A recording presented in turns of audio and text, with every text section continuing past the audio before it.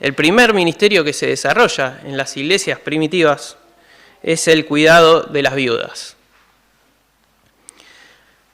Los primeros cristianos siguieron con esta tradición de las sinagogas judías, pero ahora motivados por el ejemplo de Jesucristo y basados fundamentalmente en su amor y en demostrar amor al resto.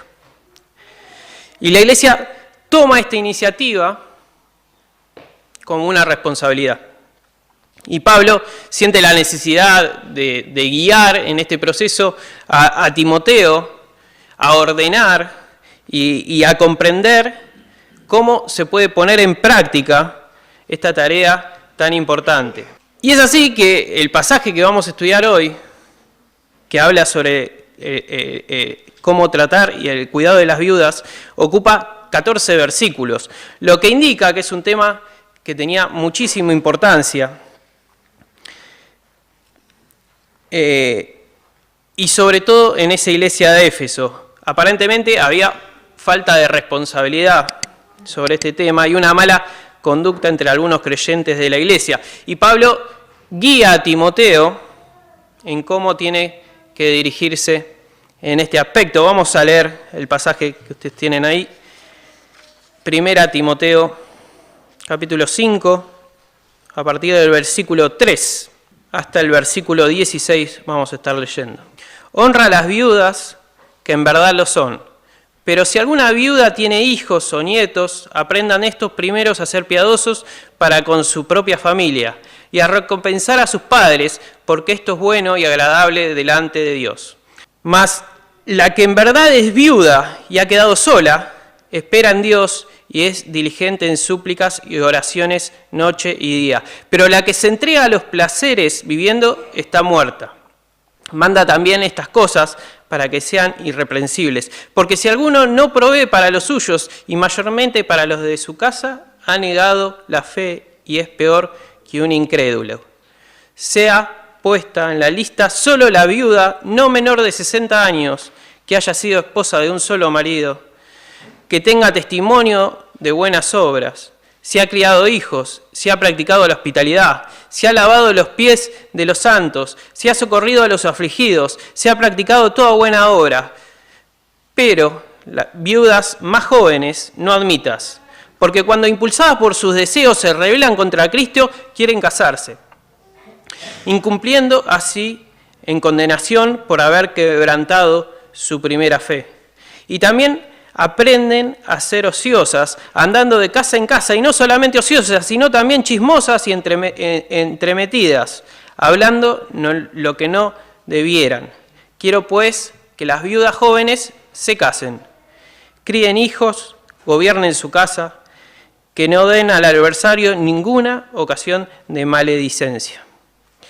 Porque ya algunas que se han apartado en pos de Satanás.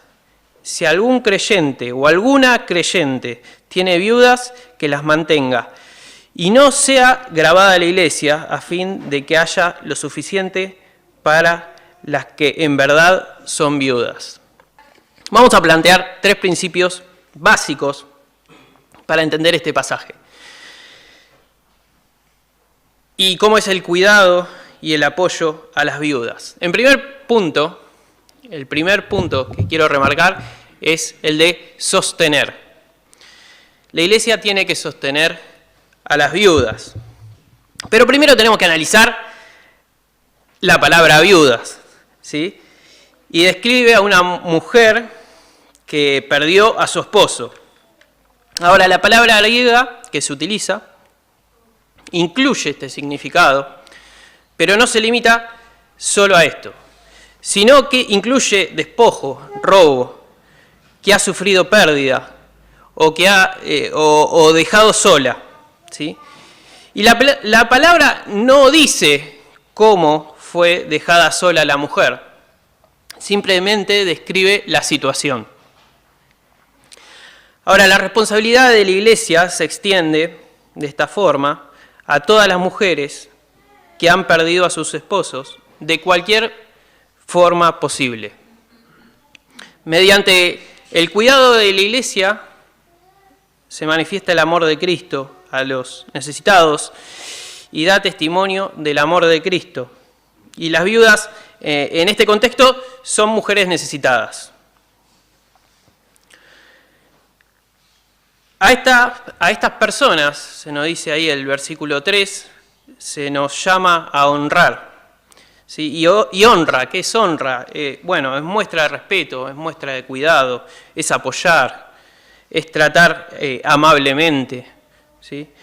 Y abarca también suplir necesidades de todo tipo, incluyendo económicas. Pero Pablo, frente a esto, hace una aclaración.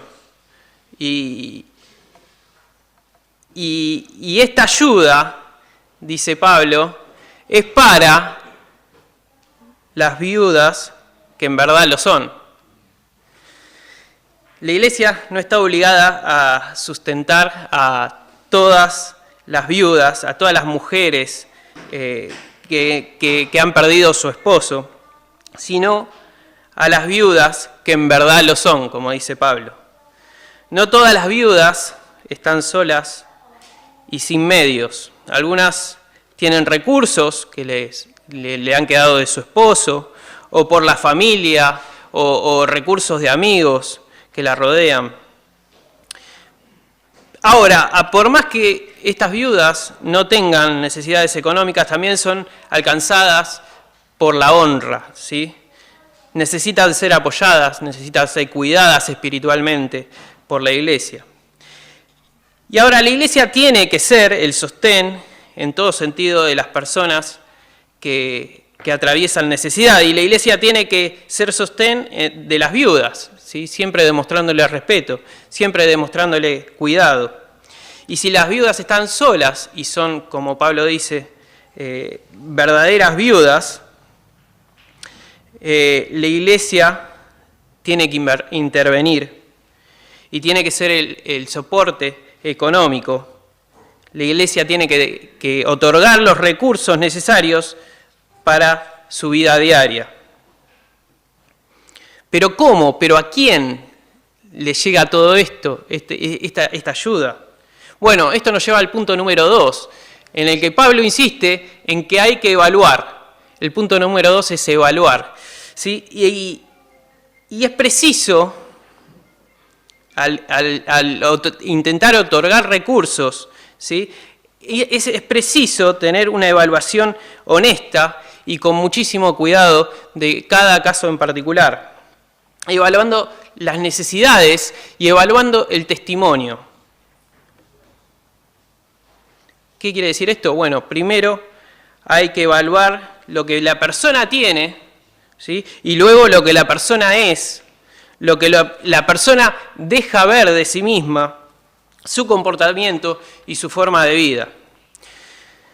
La Iglesia no puede sostener a todas las personas que piden ayudas, ¿sí? Y es así que Pablo esboza unos criterios para determinar cuáles viudas de la Iglesia tienen que ser sostenidas por la Iglesia, cuáles viudas sí aplican y cuáles viudas no aplican al cuidado y al sostén de la Iglesia.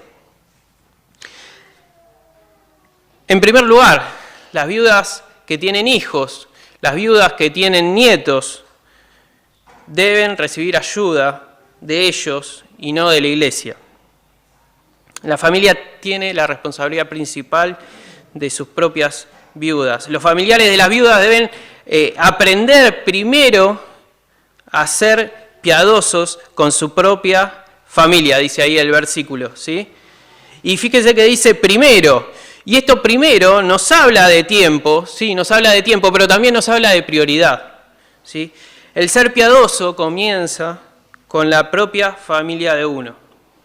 Y la familia es el contexto donde se manifiesta, donde se deja ver, donde se ve verdaderamente la piedad. Aquellas viudas, como primer criterio que nos da Pablo, de evaluación para determinar si son verdaderas viudas, como dice él, bueno, es si tiene o no tiene familia que pueda brindarle ayuda. El segundo criterio es que la viuda que recibe sostén debe ser creyente, ¿sí? Versículo 5. Una mujer que dice, espera en Dios. Bueno, esto es una muestra de su fe, ¿sí? Una condición continua de estar esperando, confiando, descansando en las promesas de Dios. Un tercer criterio que dice Pablo para evaluar es que la mujer sea piadosa. Una persona que se dedica a llevar súplica, dice también en el versículo 5, llevar súplica y oraciones de noche y de día. Dedicada a la comunión con Dios, una persona comprometida, que tiene bien asignadas las prioridades. Una viuda como Ana, ¿sí? Lucas capítulo 2, versículo 36, dice así: estaba también allí Ana, profetisa, hija de Fanuel, de la tribu de Aser, de edad muy avanzada, pues había vivido con su marido 7 años desde su virginidad, y era viuda hacía 84 años, y no se apartaba del templo, sirviendo de noche y de día con ayunos y oraciones. Esta, presentándose en la misma hora, daba gracias a Dios y hablaba del niño a todos los que esperaban la redención de Jerusalén. Ana estaba dedicada al servicio del Señor y tuvo su privilegio, ¿sí? Pudo ver con sus propios ojos al Mesías. Ella es un modelo de una vida piadosa que recibe la atención de la iglesia. Ahora, ¿qué pasa si no es piadosa? Bueno, lo dice el versículo 6. Dice, pero la que se entrega a los placeres viviendo está muerta. Aquella persona que no es piadosa y que se entrega a los placeres, ¿qué es entregarse a los placeres? Bueno, aparece muy pocas veces en la Biblia este término, ¿sí? Pero en la Septuaginta aparece en el Antiguo Testamento este término en Ezequiel 16:49 y en esa oportunidad se traduce ese término como abundancia de ociosidad. ¿Sí? Y la palabra describe a una persona que lleva una vida ociosa, de placer, sin pensar si está bien o si está mal, ¿sí? Si es bueno o si es malo lo que está haciendo. Bueno, esa persona puede estar finalmente viva, ¿sí? Pero dice ahí Pablo, a pesar de que está viva, está muerta. Puede ir todos los días a la iglesia, sentarse, haber tenido un marido ejemplar que servía en la iglesia, pero está muerta, ¿sí? Y esa viuda, que no es piadosa, que no demuestra amor por Dios, no es digna de recibir sustento.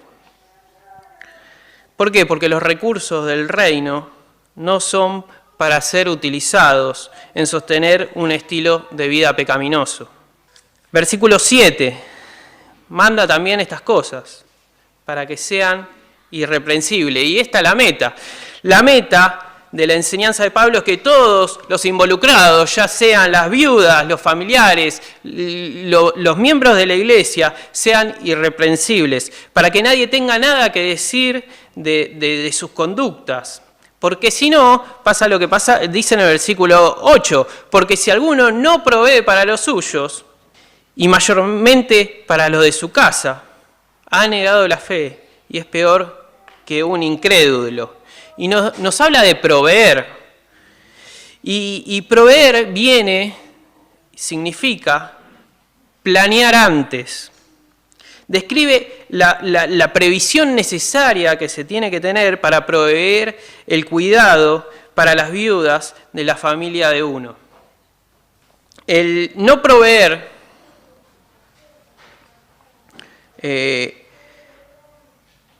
ya sea en el círculo pequeño de su familia o en un círculo más grande, hace que el creyente caiga sea culpable de dos cosas que también nos dice ahí el versículo. Primero, va a ser un negador de su fe, ¿sí? Y acá Pablo no está juzgando su alma, sino que está juzgando las acciones de los creyentes.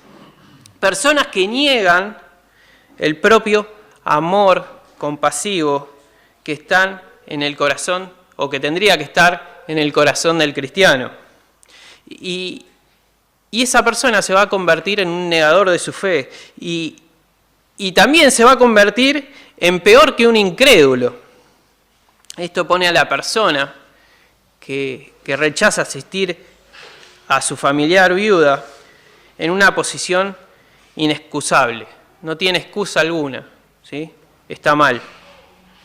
Ser obedientes a Dios en las responsabilidades familiares es un aspecto imprescindible del testimonio del cristiano ante la comunidad, ante los otros y dentro de la iglesia también. Evaluamos sus necesidades de acuerdo a lo que tenía la viuda, ¿sí? De acuerdo a los recursos que poseía, a la familia que tenía. Se evalúa cómo es su relación con Dios, si es una persona que confía y que espera en Dios, si es una mujer piadosa. Todo eso entra en evaluación, pero para aplicar en estas listas también tiene que gozar la viuda de un buen testimonio. No solo lo que siente es importante, sino lo que hace y cómo la consideran la comunidad y cómo la considera la iglesia. Y las viudas que pueden aplicar tienen que tener todos estos requisitos. Fíjense en versículo 9 y versículo 10. Ser mayores de 60 años, esposas de un solo marido, o mejor dicho, esposas de un hombre, ¿sí? Testimonio de buenas obras, que ha criado hijos, ha practicado la hospitalidad, ha servido, ha socorrido a los afligidos. Bueno, el versículo 10 describe simplemente que la persona, la viuda, tiene que tener una vida de servicio que manifieste compromiso, que manifieste humildad y espiritualidad que merece un honor especial en la iglesia. Ni más ni menos tiene que ser un comportamiento que no deja ningún tipo de duda. Y realizada esta evaluación, dijimos que la iglesia sostiene a las viudas, la iglesia evalúa a las viudas, ¿sí? En tercer punto, la iglesia recomienda a las viudas. Vamos a ver dos recomendaciones que le da Pablo a Timoteo sobre dos tipos de personas. La primera recomendación es hacia las jóvenes, hacia las viudas jóvenes, mejor dicho. Y la segunda recomendación es a las creyentes comprometidas o a los creyentes comprometidos. ¿Sí? Primer recomendación, a las viudas jóvenes, versículos 11 al 15. No la admitas en ningún tipo de lista. La preocupación de Pablo es que una viuda joven, por la tristeza de haber perdido a su esposo y agradecida a la iglesia por su sustento, haga un voto que no pueda cumplir. ¿Sí? Ella se consagra a permanecer soltera y a servir al Señor, siguiendo el lineamiento del Números 39, pero la vida es larga de una joven.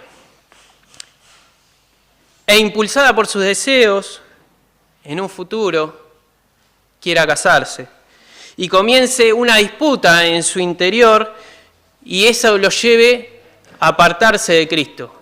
¿Sí? Como había muchos ejemplos en esa congregación, por lo que dice la palabra, que estaba pasando.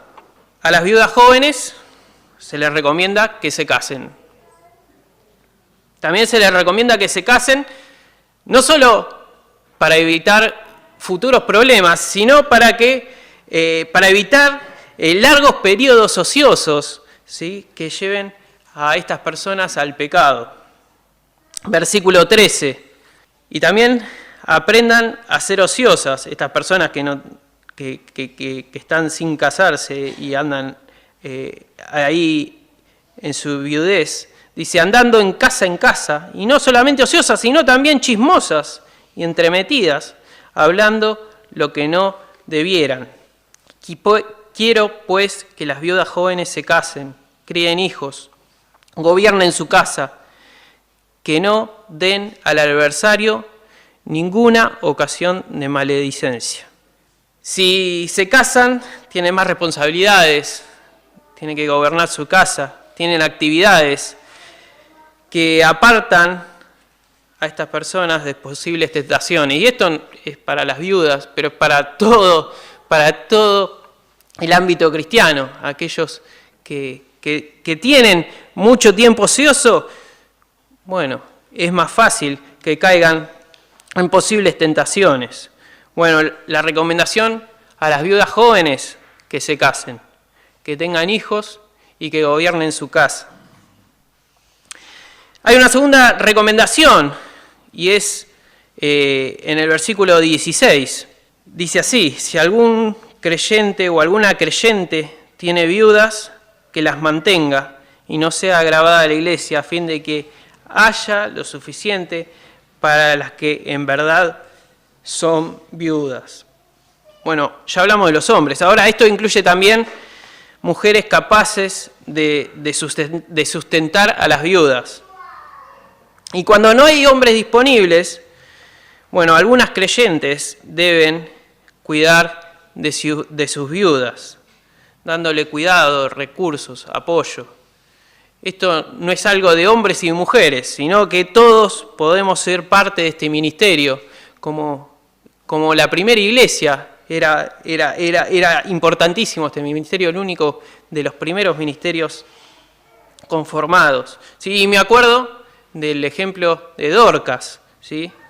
Dice la palabra en Hechos 9:36, esta abundaba en buenas obras y en limosnas. ¿Sí? Y ahí estaba, ¿sí?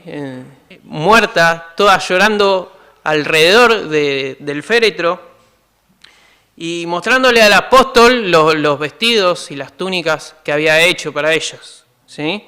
Una persona que se dedicó, y que la palabra la dice que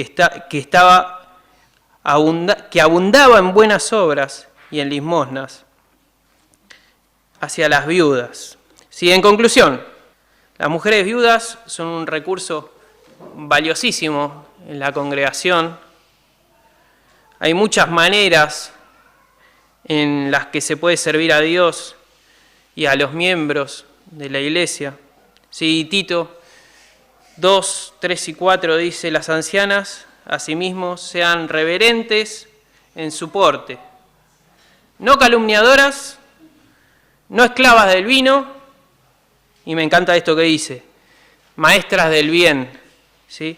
Que enseñen a las mujeres jóvenes a amar a sus maridos y a sus hijos. Así como las viudas son importantes en la iglesia tiene que estar pendiente de, como dice el versículo 3, de honrar a las viudas. ¿Sí? Ayudar a las viudas trae de parte de Dios bendición. Y terminamos con este versículo, Deuteronomio 14:29, dice: vendrá el levita que no tiene parte ni heredad contigo, y el extranjero, el huérfano y la viuda que hubiese en tus poblaciones, y comerán y serán saciados, para que Jehová tu Dios te bendiga en toda obra que tus manos hicieren. Si ayudamos a una viuda, la bendición de Dios viene. ¿Sí? Oramos. Padre, te damos gracias porque podemos ver en tu palabra muchos lineamientos, muchos principios de cómo tenemos que obrar en la iglesia, cómo tenemos que obrar en la familia y cómo tenemos que obrar nosotros para agradarte a ti día a día, Señor. Te pedimos que nos ayudes a poner en práctica, de una forma práctica, una forma vivencial, todo aquello que tú nos dejaste en tu palabra. Señor, te pedimos que tú nos acompañes, nos ayudes, nos guíes. En el nombre del Señor Jesús. Amén.